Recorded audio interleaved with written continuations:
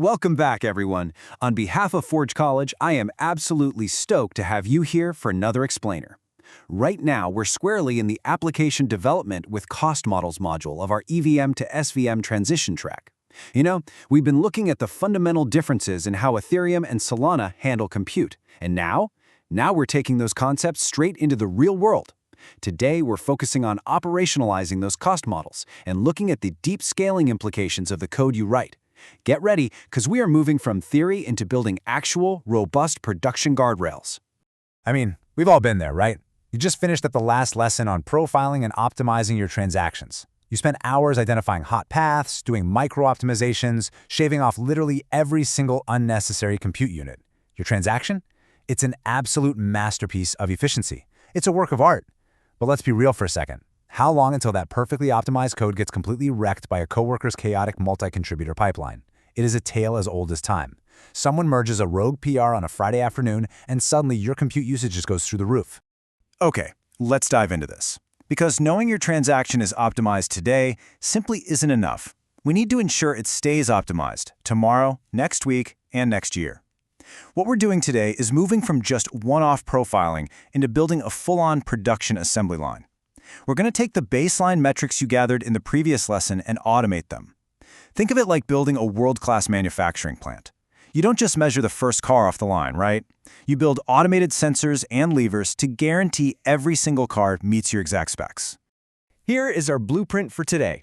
1. The cost regression problem. 2. Detection and enforcement. 3. Pipeline checks and alerts. 4. The operational runbook. And 5. Prepping for your capstone. All right, Section 1, the cost regression problem.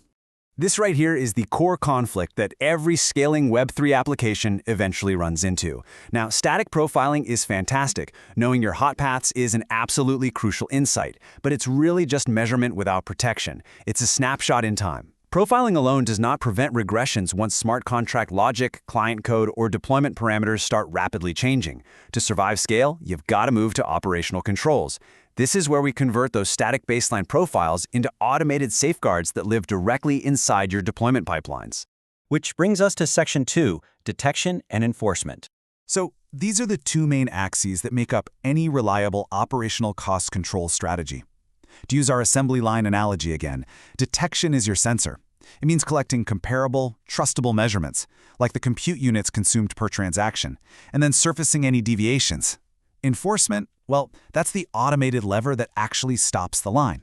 It's reacting to those deviations in ways that reduce your overall risk. That might mean failing a CI job, completely blocking a deployment, or automatically opening an incident for your on-call staff.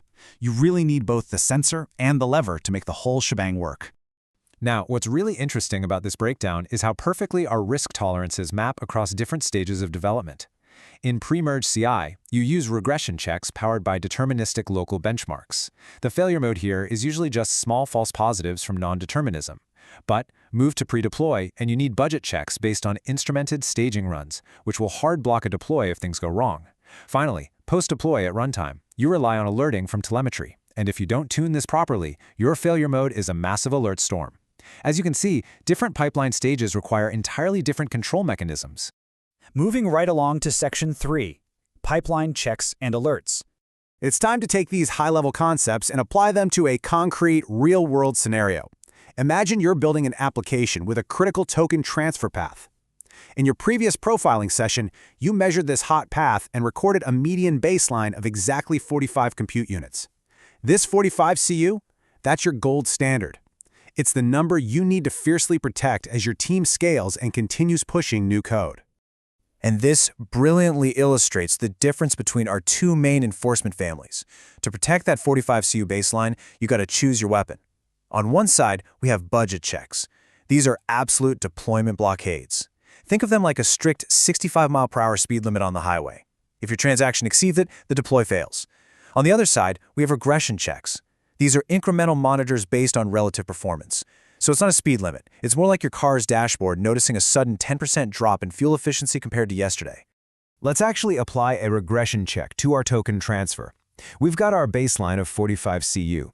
Your engineering team agrees that a 10% jump in median usage is a red flag, indicating a likely cost regression. Well, 10% of 45 is 4.5. So if we add that together, we establish our exact regression threshold of 49.5 compute units. This is the precise ceiling for our pre-merge CI jobs. If a new PR pushes the median cost above 49.5 CU, the CI job goes red and the merge is blocked. Simple as that. And here's how this builds into an actual automated workflow.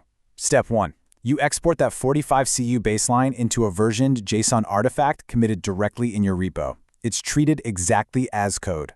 Step 2. You create a CI job that runs a deterministic microbenchmark, calculates the current compute usage, and compares it to your JSON baseline. Step 3. You configure runtime monitoring. You set up a rule that watches staging, and if the 5-minute rolling average of compute usage spikes above your threshold, boom, it triggers an actionable alert. Next up, Section 4, the operational runbook. So what happens when that alert actually triggers? This is where we plan for when things inevitably break in production. I mean, we've all felt the sheer existential dread of a 3 a.m. pager going off for a false positive. It is the absolute worst. To prevent waking up your engineers for no reason, you implement a conservative, tiered response. At 0 minutes, your system detects a massive compute spike, but it doesn't wake anyone up just yet. At 5 minutes of sustained high usage, it sends a soft warning to your team chat. It's only after 15 continuous minutes of a threshold breach that the system actually triggers a hard page to your on-call staff. This absolutely saves your team's sanity. But when that 15-minute hard page finally hits, your engineer needs to know exactly what to do. That is where a concise runbook acts as the human-in-the-loop safety valve. The runbook is just a simple, stress-free checklist. First, check the CI cost checked history to see if a recent deploy caused the spike. Second, perform a Canary rollback or toggle off any new feature flags. Finally, clearly define the criteria for when to escalate to protocol leaders, especially if that compute spike is actively impacting fee revenue or user experience. Now, setting all this up from scratch might sound a bit tedious, so I highly recommend using what we call a vibe-coding shortcut. You can literally take this exact prompt you're seeing and feed it into your favorite AI assistant to generate the heavy lifting. Just ask it to generate the GitHub Actions scaffold that reads your baseline JSON, compares the medians, and automatically fails if the delta is greater than 10%. It'll give you a fantastic starting point that you can then tweak with your specific environment variables. Like they say, work smarter, not harder. And finally, Section 5. Prepping for your capstone. So, the crucial point is this. You've learned the theory, you've seen the automation workflow, and now it's time to think about how you're going to apply this directly to your final track project. Your success really hinges on a few core principles. First, turn your static measurements into enforceable, versioned artifacts stored right next to your code. Second, use the right control for the right stage. So, regression checks for CI, budget checks for deployment. And third, design your alerts for high signal quality and low noise to protect your team.